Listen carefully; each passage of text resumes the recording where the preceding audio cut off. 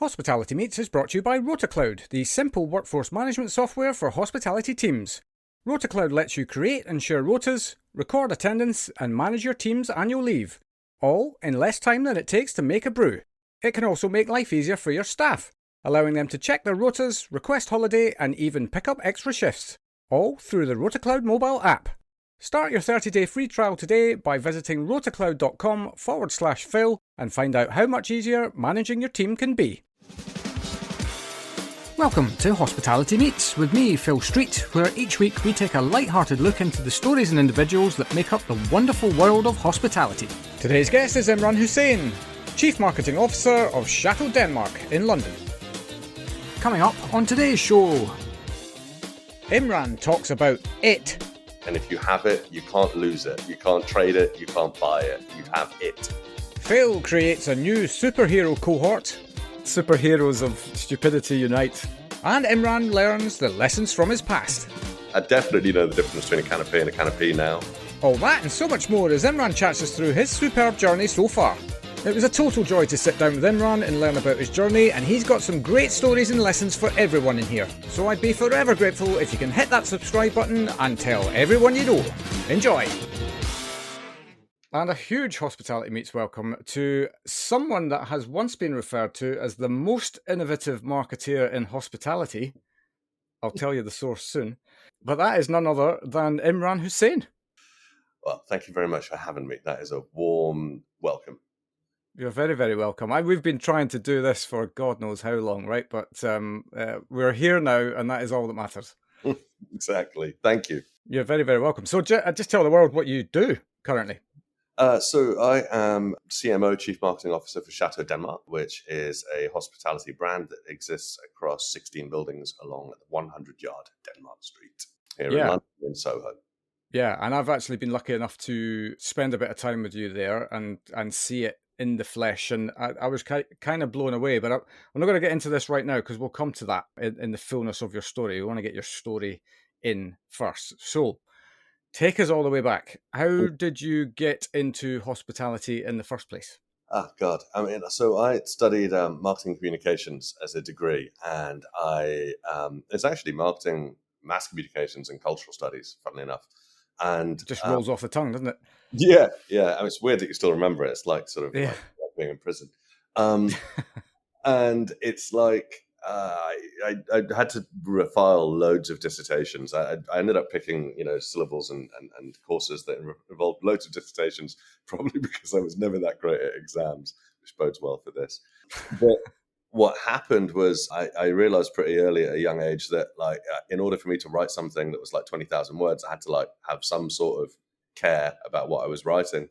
And I wrote my postgrad dissertation on launching a hotel in Shoreditch. But, this was, I'm old. So this was, in the 2000s. So Shoreditch was a part of town that people drove through fast, if at all. I don't even think the first coffee shop had opened yet. And so for no other reason than I was living there at the time, I suppose, I chose Shoreditch. But the thing that I really wanted to do, there was, and in those days, Diesel, the clothing brand, was on everybody's lips. And what a lot of people didn't know is that the owner of Diesel at the time, Renzo Russo, he had a small hotel in Miami called the Pelican. And I was obsessed by this notion that there was this 35-bedroom hotel on Coconut Grove, I think, that had, it was, each room was different. So there was one room made of mirrors that was called Me, Tarzan, You, Vain. And there was another room that was a bordello lounge that apparently would have made Hardy Flies blush, apparently. And so I thought, God, wouldn't it be cool to do this, wouldn't it be cool to do that hotel in Shoreditch? I don't know where my mind came from, probably because I was living in Shoreditch at the time and Diesel was... Hang on. So basically what you're saying is that you are the whole reason why Shoreditch took off. That's what I'm hearing here. Yeah, I mean, I was talking to a super narrow audience. I mean, you never know. But no, I don't think it was me. But it was fun. And, to kind of imagine a nightlife place as, that's really, its colors are so daytime led at the moment, right? Shoreditch is all about people riding bicycles, wearing backpacks with beards and drinking coffee, right? But at the time, it was super bleeding edge and very like there was a bar called Siegfried's, right? And it had a matchbox. And because in those days, matchboxes were part of the paraphernalia that bars and hospitality brands would use to communicate to people outside of their walls, right? You'd pick them up, take them home, do whatever. And on the back of it, it had reviews. And one of them was from, I don't know, the Evening Standard or some newspaper. And it said, avoid this place at all costs. And I was like, this is unreal. Like, people are writing about this stuff. This is amazing. And I was just so, like, there was something in the energy of Shoreditch in those days that is different now, but everything changes. Energy evolves, right? It doesn't dissipate. And I think kind of, wanting to do a hotel like that was like diesel and Pelican and branded and heavy, I think it was just, there was something about it that just spoke to me. And I think, like most people that you speak to that work in hospitality, it's a little bit like you fall into it and then you fall in love with it. And it's not quite like my mum says about arranged marriage, you'll learn to love, but it's more like you just fall into it. Like, you just, like Alice in Wonderland, you tumble down the rabbit hole, and it either at that point means something to you or it doesn't, right? Like, that's the truth.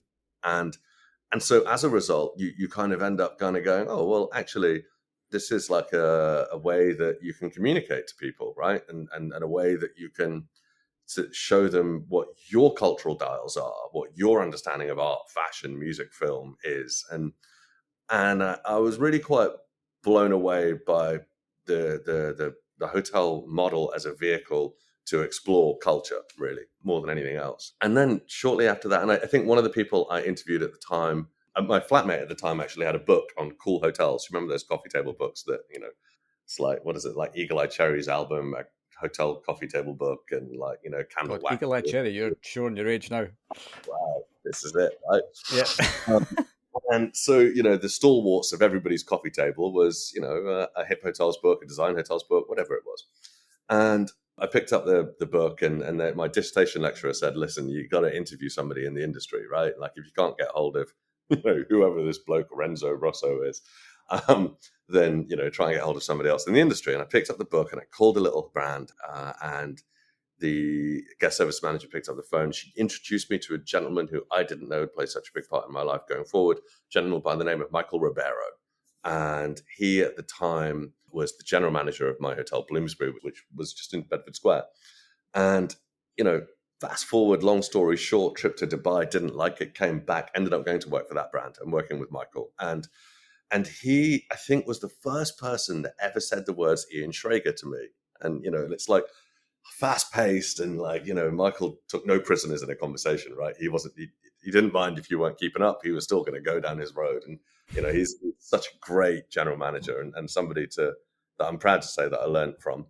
And he was kind enough to spare me some time and gave me some cues, told me where to look, what was interesting, all this kind of stuff. And so suddenly these names become part of your everyday life, and you go home and you're kind of like, and I think that summer I had been to see my sister-in-law in LA, and we ended up going for dinner at the Mondrian Hotel in LA. And I'm standing around and I'm like, somebody was telling me about this place. And I'm like, these names are familiar. And then I go back and read these notes and I'm like, wow, okay, all right. All of this universe is very real. And I've actually walked around in some of it now. And then you're just tumbling just a little bit further down the hole, and, you're starting to kind of get to know these characters. And then you start looking into the background and you're like, God, like, this is a fascinating industry made up of some, even at that time, really interesting people who were genuinely innovative. Maybe I just pretend to be. And I don't think you can't classify yourself as innovative, can you? That's the thing. Somebody else gives you it, that's all fine. But yeah, if you say I'm really innovative, then I don't think people really warm to that, do they? No one buys it, no. And so anyway, so then as a result, I kind of just I don't know. You fall into it and you go further and further down. I ended up working for my hotels. Ended up helping them open another hotel that they were opening, and did a bit of work with a designer called Karim Rashid, who was the first person ever, I think, said it in a sentence, or at least one that I'd read, that hotels could be a conduit for fashion, music, film, culture, art, all of it. And to understand those things as underpinning what true, not hospitality was, but what hospitality design was. And then, of course, you start to learn the business end of it, right? What true hospitality is, what it means, how it comes to be, the fact that you can't teach it, it's within you, like you either have it or you don't. And if you have it, you can't lose it. You can't trade it. You can't buy it. You have it. And I think hospitality is something that is a calling, and something that is, it's such a special industry for so many reasons, not least because of the people you get to meet, but the things you get to do, and the journey you then go on, and the things that you never thought would actually be possible, I suppose. Yeah, absolutely. So this was your kind of your first foray into the world of hospitality was through My Hotels. Yeah. I remember the brand actually. It was in itself quite a cool, quirky brand actually. I mean, and actually that probably was about the same sort of time that I entered into the London marketplace. So I knew nothing about anything, really. I mean, could argue nothing's really changed. Yeah, so I wasn't even aware of half of these brands until probably 2 or 3 years later when you start getting your head around the landscape and things like that. But what I really like about that is actually, and you kind of highlight something that's come up on this show quite a lot, is actually, I don't really know if I should be calling it luck as such, but you are kind of either lucky or not to be in with the right people when you get started in this industry, right? Because you had I suppose this opportunity, and you felt like you were just you'd almost found your calling more or less immediately, getting taught by somebody who had amazing knowledge and a really innovative mind, and how much these moments shape you, in terms of what. I mean, well, obviously, come on, I'm just making assumptions as to what happens next and why, that kind of molds you into who you are going to become or not, depending on the experience that you have.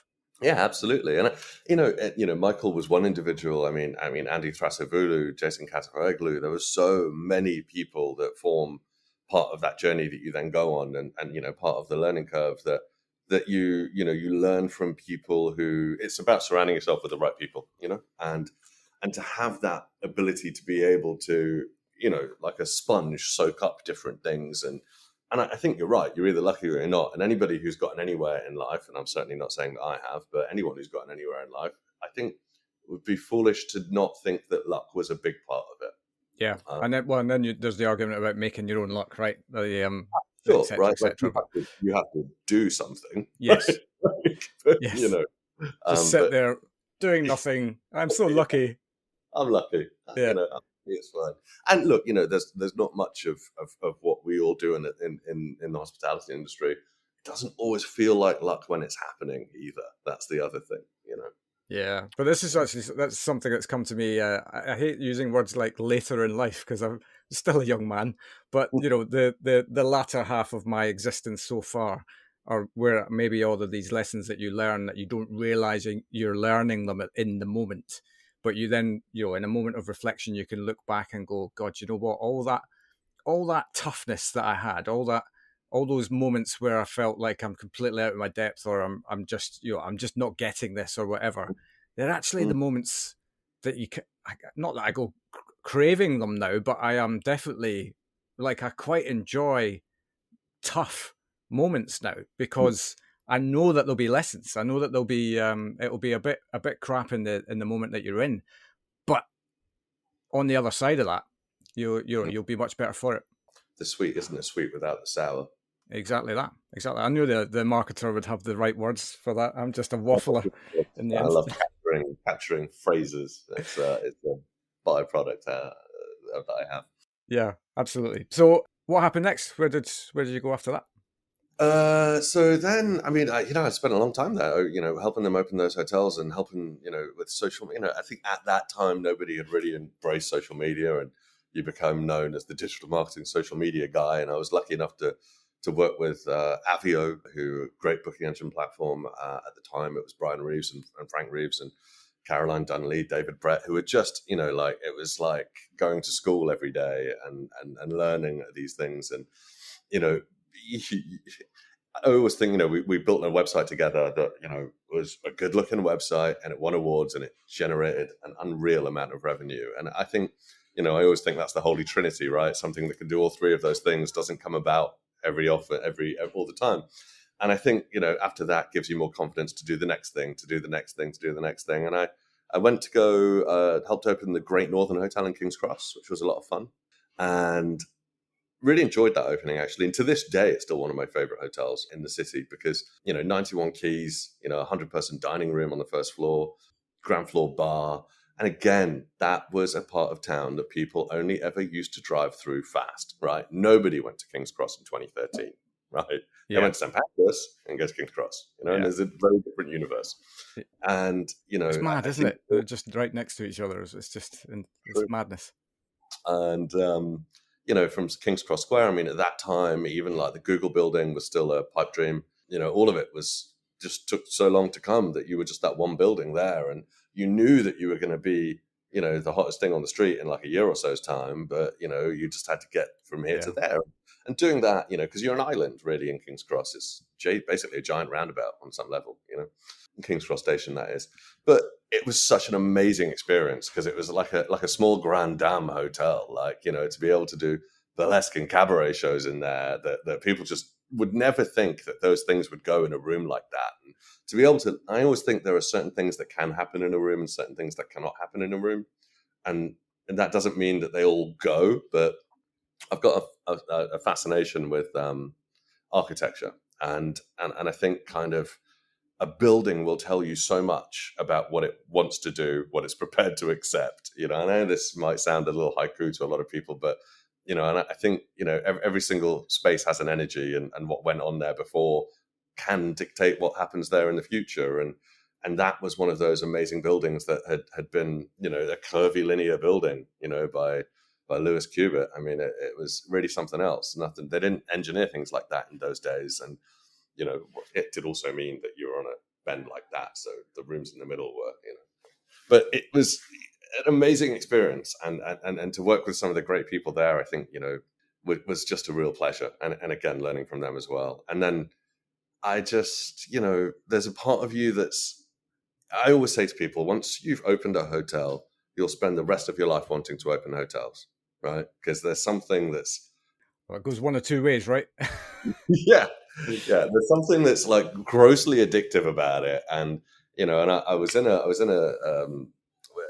in another life and in many lives, I've done lots of programming at different events and different venues.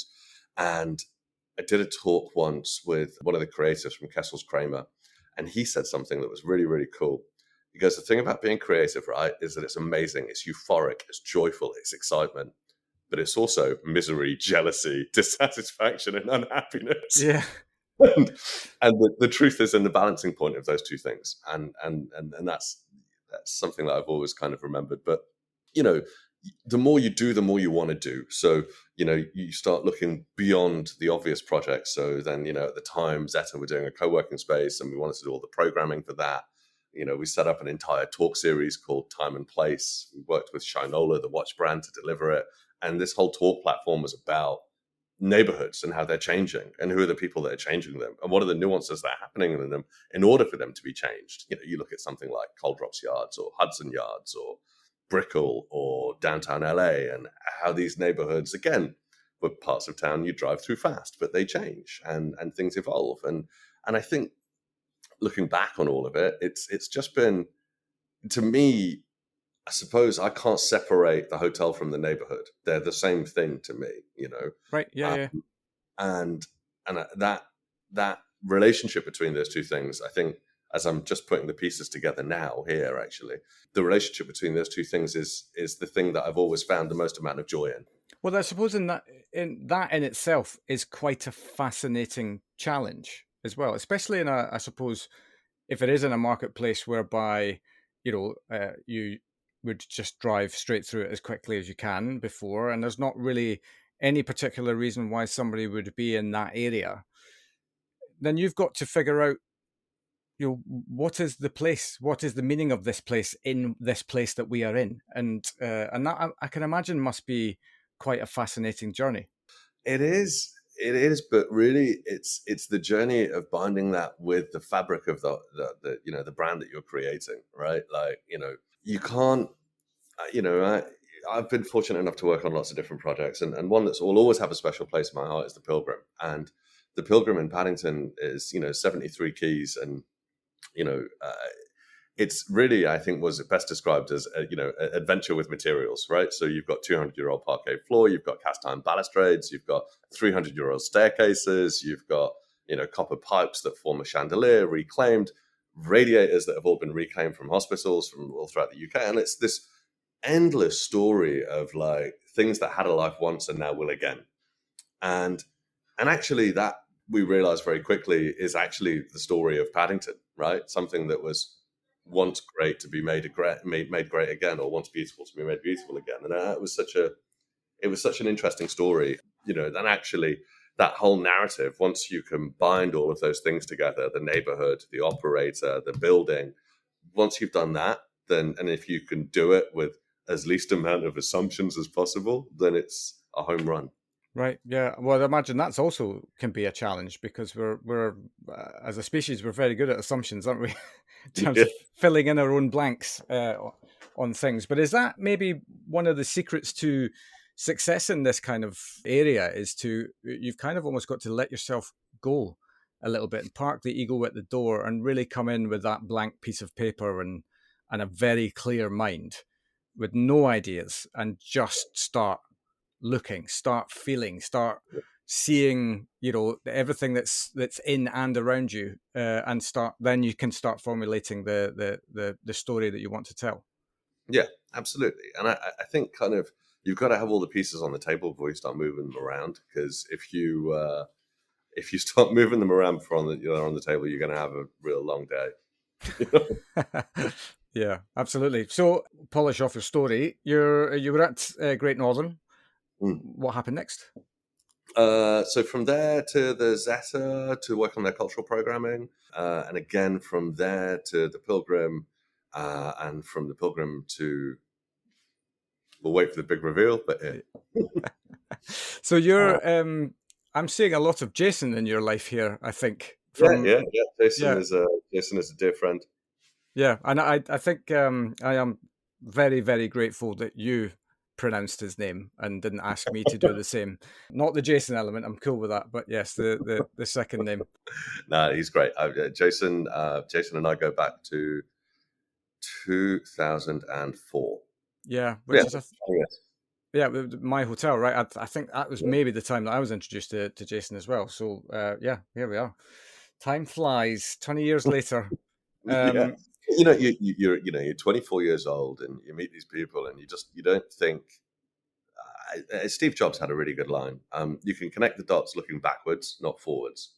And I think kind of it's funny. You don't think these people are going to be in your life for, but they are, and you're grateful for it because that becomes like a version of family.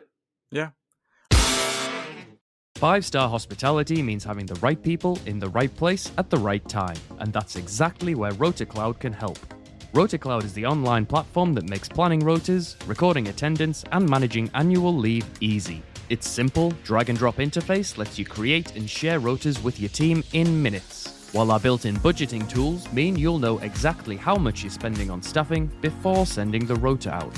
RotaCloud also makes life easier for your staff, allowing them to check their rotas, request time off, and pick up extra shifts, all through the RotaCloud mobile app. Start your 30-day free trial today by visiting rotacloud.com/Phil and find out how much easier managing your team can be. Absolutely. And I think this is very specific to hospitality because I've had this conversation with my other half on more than one occasion. The vast majority of my friends, really close friends, come from hospitality, come from my time. And, the people that I worked with on ships, I'm still good mates with now. People in all of the jobs that I've had since before starting my own business, they're all still really good mates now. And I talked to her about the sectors that she's worked in, and she doesn't carry over the same friendship network that I've carried over with them. Maybe that's part of my character as well. I don't know. But I think that I have a theory around this, is that especially in moments whereby you're doing a pre-opening or something like that, where the intensity can be there. It can be something that you can live or die by day to day. It can be a good day and then a bad day. And I suppose that's the nature of operations in any form. But because you're living and dying together and sharing the good moments and the bad moments together. I just don't think you can help but build a bond with somebody that you're sharing these experiences with. And then, you all have a beer about it at the end of the day or at the end of the week or whatever. And you just, you walk away from these experiences again, maybe not in the moment thinking these are good mates, but then, you look back and go, my God, my friendship network is immense because of all of these amazing experiences that I've shared with other people.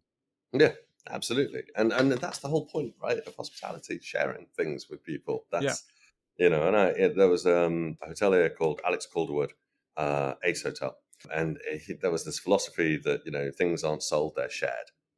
And I always think that's a really special, way of describing it because, if something's good, it'll be shared. Yeah. And I think kind of it's in that process of, and it's in those moments that bonds are made, right? Like, and how we move forward as a collection of individual hoteliers, but as a community of hospitality folks that really come together because we're the only ones that will understand each other's pain. Yeah. Indeed. Well, come and share the pain, guys. Come and share the pain. It's great. The water's lovely over here. That film with Bradley Cooper, Burnt, right? And the one with Jon Favreau, Chef, you feel that because there is this immense pressure to get things, there's no such thing as a second chance, right? Or you don't get a second, anyway, whatever the phrase is. But, this is a show, right? Like we open our doors and we will not close them. Yeah. That thing that happened in 2019, but we won't close them, right? Like that's the intention. We are a West End Broadway show that is 24/7. Yeah, and live. And live, yeah. I mean, actually, it's funny. I talk a lot about the live environment. Do you know what I mean? Because there's the day that you want to have, the day that you actually have, and the day that you kind of wish you could have had. And sometimes you don't get to have any of them. But my point is that the live environment of hospitality is what will change all of that. And there's a really cool side to that as well. Something just pops off somewhere and then you're like, everybody runs to that side of the ship. And it's exciting because you never know what's going to happen. You never know what's going to happen at 3:00 on a Friday, 5:00 on a Friday. You never know what's going to happen. I mean, the only day that is maybe a little bit predictable is Monday. Right. Yeah. Well, I suppose that also depends on the business you're in as well. But I think there's a huge amount of glory in the unexpected, isn't there, really? I mean, that is part of the charm, I think, as to why we do this and why we do this for as long as we do this is because, it's the age-old cliche of, no 2 days are the same, and you could do this for 60 years and still have something come up that you've just never experienced before. Yeah. And it's really peculiar because you don't see that coming when it happens. And then, of course, in those moments, those are the moments where you're learning, like you say, right? You don't feel like it, but it's happening. Yeah, absolutely. What I really love actually about your journey to this point that we're at in your story is actually, if you track it all the way back to the very, very beginning, is kind of the boldness to pick up the phone and speak to this person that you wanted to do the study on your dissertation for, actually then ended up becoming your first place of work.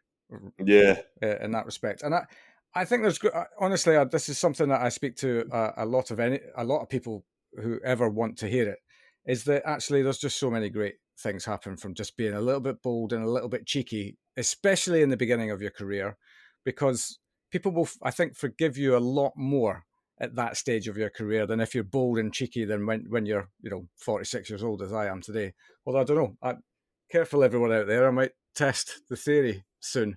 Pretty poignant that you say that, because I'm looking at the date today and I'm doing the maths and I'm thinking 2004, this is actually the day that it's actually 20 years on the nose. Is it really? In hotels, yeah. God. Well, it's almost like we planned that, but we absolutely didn't. Oh, no, we didn't. That's, yeah. How does that make you feel? 20 years? Old. Really old. But, I know also, truth be told, and I actually started out working in bars on some level as well, because I was always so obsessed with, I always thought bars were the coolest thing on planet Earth, right? As everybody does when they're 19 years old. Yeah. And you start working in, I remember in the early days of working in bars, right? If you didn't work for a fancy place, you had to keep track mathematically of what the bill was coming to, right? Which, was never going to be easy for anybody. Yeah. And, and I always remember there was this night, this woman walks in and she's like, "You are the worst bartender I've ever had." I'm like, okay. And I was working there for about like 7, 8, 9 months or whatever. And as luck would have it, weirdly, she came back in, same woman, I think on my last shift. And like, by the end of it, she was like, "You're the best bartender I've ever had." Really? Can you? Yeah. Okay, these funny stories keep ending and starting in the same way, which is kind of nice. Yeah, but that in itself is just a fact of life, isn't it? You kind of generally, whatever job you move into on day one, you're pretty inept, regardless of whether you're a CMO or a bartender or whatever. No, I'm not saying that you're inept, by the way. But Wow. because you've only got a very, very small piece of the picture at that point, regardless of how much experience you can bring to the table.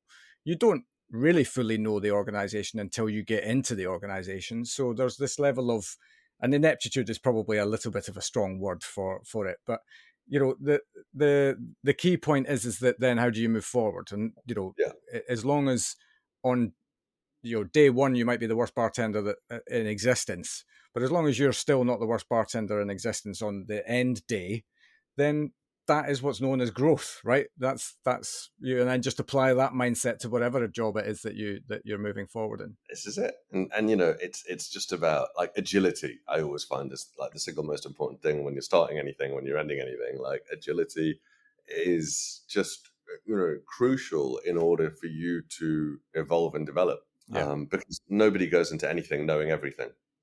Yeah, totally. For sure. But I actually think as well, this is another thing that came to me as I get older. I'm just depicting myself as this old person. But anyway, doesn't matter. Age is what it is, right? So, right. But I've learned there's massive power in not knowing anything.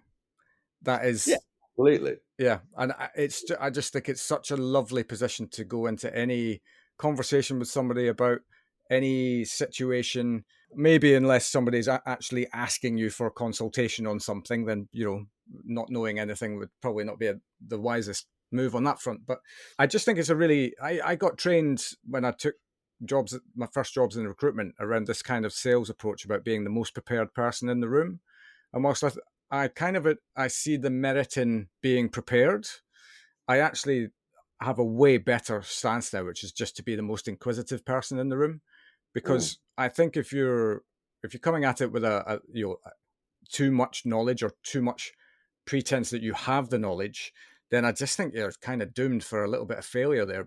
But if you are willing to ask difficult questions and willing to just be inquisitive about the situation that you're in, I just think you just make way quicker progress. Yeah, completely. Because that's it's like when anyone's ever trying to sell software on anything, it's like I'm always like, just set me up with a user profile and let me try and break it, and then I'll come back to you. Yeah. Like, because it's the way the mind works, right? We learn by failing. That's kind of the thing. Yeah. Absolutely. I could easily break many software programs. I can. Yeah, maybe a strength. Yeah, mega power. I hear you. Yeah. So where were we? We haven't fully completed the journey yet. I know you as, on the one hand, you're completely and totally immersed in Chateau Denmark, but on the other hand, I also know that you do have other things that you get your head into. So there probably were other things right before this. Right. There is nothing else now. There is only this. Nothing else but this. Because there is no... This is... Well, actually, let's answer your first question first. So, yes, there is a consultancy arm, and that has given me the opportunity, which has actually spun off an editorial platform called the Hotel Culture, which I started from, at that time, my wife's kitchen table. And I remember looking at her and going, if I knew how much work this was going to be, I don't think I'd have bothered. And I think that about the podcast sometimes, honestly. Yeah. And she looked at me and went, "Well, it's probably a good job you didn't know then," which are not words that she likes to hear ever. So as a result, kind of as you go forward, like, the hotel culture, it was super exciting to see how things, kind of developed there. And as an editorial platform, being able to meet and greet so many people and pulling external people that weren't from the hotel industry into the prism and lens of hospitality was really, really fun. So I think we'd interviewed people from like an apparel brand called Coat and Seal. We'd interviewed the then brand director for G-Star Raw, and it was all about the culture and the movement of certain things and how they moved forward. Quickly spun into an agency, because any kind of display of knowledge usually means somebody going, hey, will you come do that for us?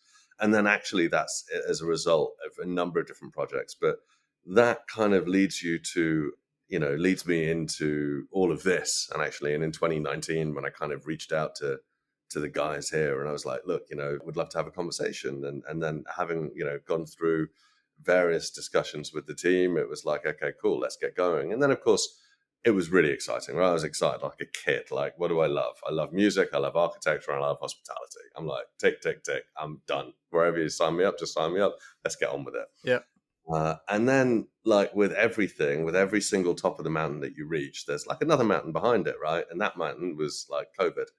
So that was incredibly challenging as a thing to be able to navigate around, because of what we needed to do as a team and how we needed to, as a small team at that time, and how we needed to evolve and move things forward. But I think kind of really, if I take a wide step over that, and I get to the fact that we were probably one of the first properties to open coming out of COVID, was super exciting. Like, it was super special to have everybody back together, to have a brigade on some level, to be able to then go, right, we're going to go and do this thing, and it's going to be fun, and we're going to make it fun, because we've been missing fun for such a long time. It was just an amazing experience, right? Like, in to open this place. And there were so many things that were happening for the first time, because this is such a unique project. And I always remember telling myself and everyone around me, and the problems that we're solving now, people will do for the next 10, 15, 20, 30 years into the future, because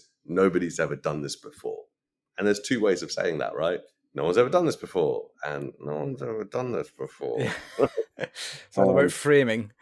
Yeah, and I think kind of doing all of that and seeing it all come to life, and the stages that it came to life, I think, really, I think of it a bit like an Iron Man suit, where different components are coming to him at different moments. And that's kind of how I feel, about now, this moment, with everything being fully open and everything being, finished and ready, and the dynamism and the excitement of what's going on this street and what's happening all around us is just, it's infectious. Like 3:00 on Friday, you don't know what's going to come.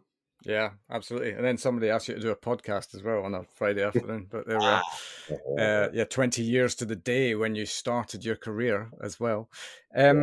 So talk to me about the basics of Chateau Denmark. What is it, and how is it kind of put together?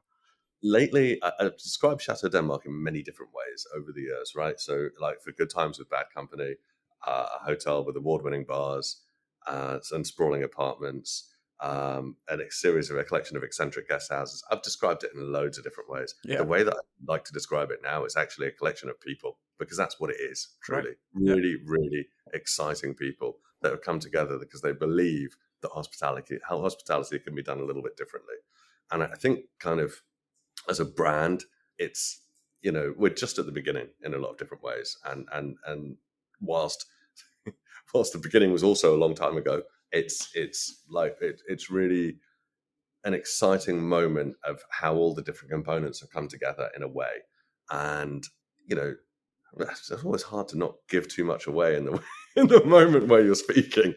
But yeah, it is a refreshing outlook on what our hotel can be. I completely agree. And I think this is the thing for me. This is one of its major USPs, which is a phrase that I hate. Maybe that goes in my jail. I don't know.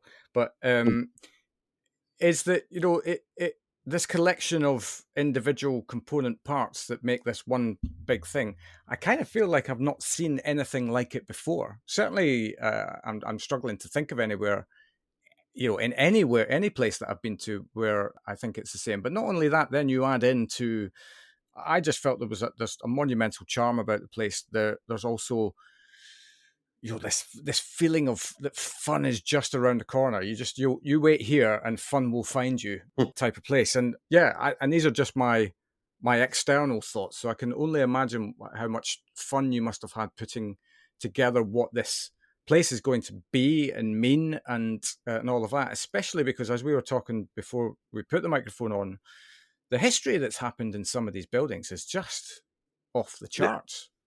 Mind-boggling. You've got buildings where David Bowie invented Ziggy Stardust with Vince Taylor and Lou Reed. You've got buildings where the Stones recorded their debut album. Chaplin wrote the lyrics to Smile. The Kinks recorded You Really Got Me. Casanova lived here. The Who recorded a quick one. So we called one of the apartments a quick one. Obviously. And, Sabbath recorded here. Hypnosis. There's a documentary on Netflix at the moment called Squaring the Circle. And it's about Hypnosis, who designed all the album art sleevework covers for Led Zepp, Black Sabbath, and Pink Floyd. So it's like unreal. And yeah, of course, the Sex Pistols lived here. But it's like unreal lore, right, that has happened here. And I think me and I think a lot of the people here just feel fortunate in order to be able to be custodians to that. Yeah, absolutely. And to be able to help, protect some of that legacy, and to be able to, to work with the guitar shops that are still here on the street, where so many more have come and so many more are about to come, and music shops and everything.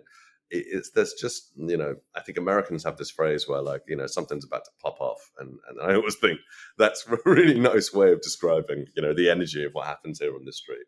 Yeah, absolutely. At 5 to 5, I'm about to pop off as well, actually. But I think, what I love about it is there's innovation beyond your own innovation, as obviously one of the most innovative marketers in hospitality. I find that. There's innovation in the thinking, because it is, it's not a concept that conforms to what has come before it. It's almost it feels like you've redefined a little bit what's possible.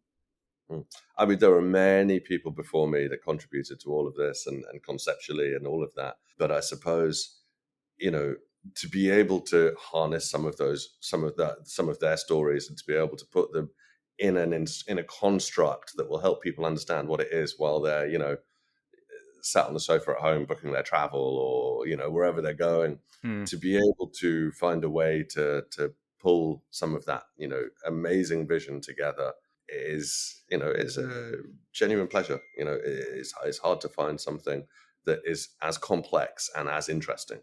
Yeah, absolutely. A couple of things, I suppose, before we call it a day.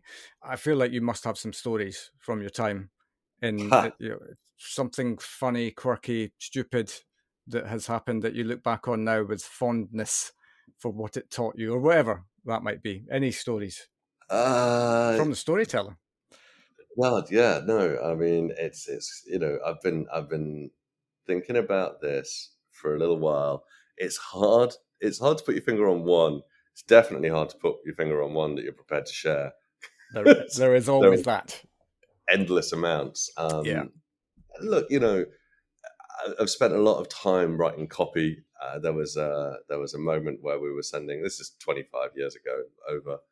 There was a moment where we were sending out a bunch of invitations to a bar opening, and I think I might have. No, in fact, I know I did misspell the word canapé for canopy. Oh, okay. 3,000 invites. Oh, nice.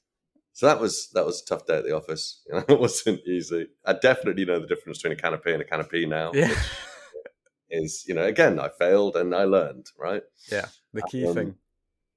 I'm guessing somebody told you that you'd failed that day as well.